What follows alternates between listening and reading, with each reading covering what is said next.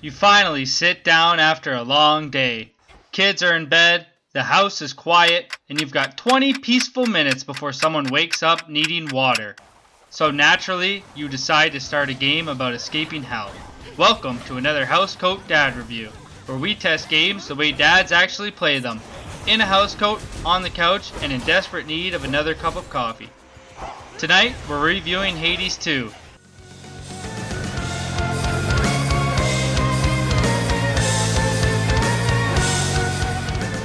These days, we're not too worried about things like how many side quests there are or how many prestige levels you can grind. What we really want to know is simple. Is this game worth putting off mowing the lawn for one more night? Every game gets judged using the Housecoat Dad Scorecard, which focuses on the 4 things that actually matter to dads. First up is pause power, because if someone suddenly spills their cereal, you'd better be able to pause instantly. Next is session length. Can you actually make progress before passing out on the couch?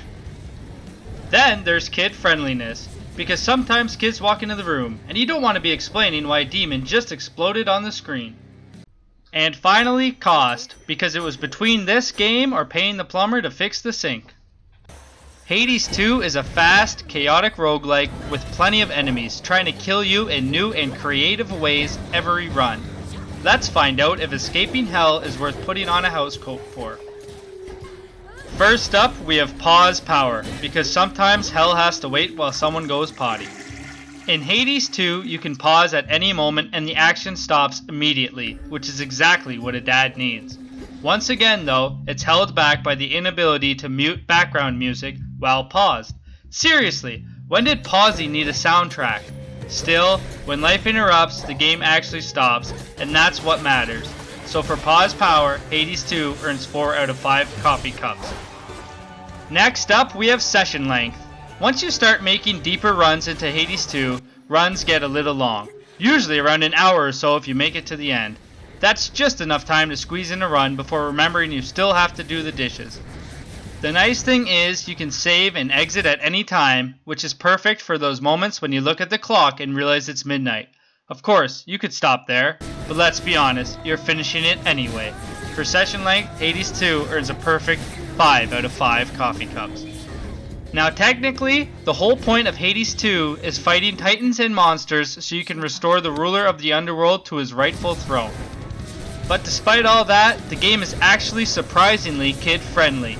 The art style is more stylized and animated, so none of the monsters come off as particularly scary, and there isn't much blood or gore. So if a kid wanders into the room, it's mostly just flashy magic and cartoon-style combat. For kid friendliness, Hades earns 4 out of 5 coffee cups. Last, but certainly not least, we have cost. Hades 2 comes in at $38.99 in Canada and $29.99 in the US, which is honestly incredible value for a game you can easily sink 60 to 100 hours into. I've spent more on garden tools that I've used exactly once. There really isn't much more to say. For cost, Hades 2 easily earns 5 out of 5 coffee cups. Overall, Hades 2 is a great game, and an even better dad game. It checks pretty much every box a dad could want. You can pause instantly, you can save whenever you need to, your kids can watch without being traumatized, and most importantly, the price is easy enough to justify to your wife.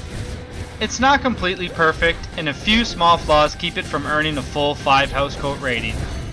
But even so, it ties Slay the Spire 2 as the best dad game we've reviewed so far, earning 4.5 out of 5 housecoats.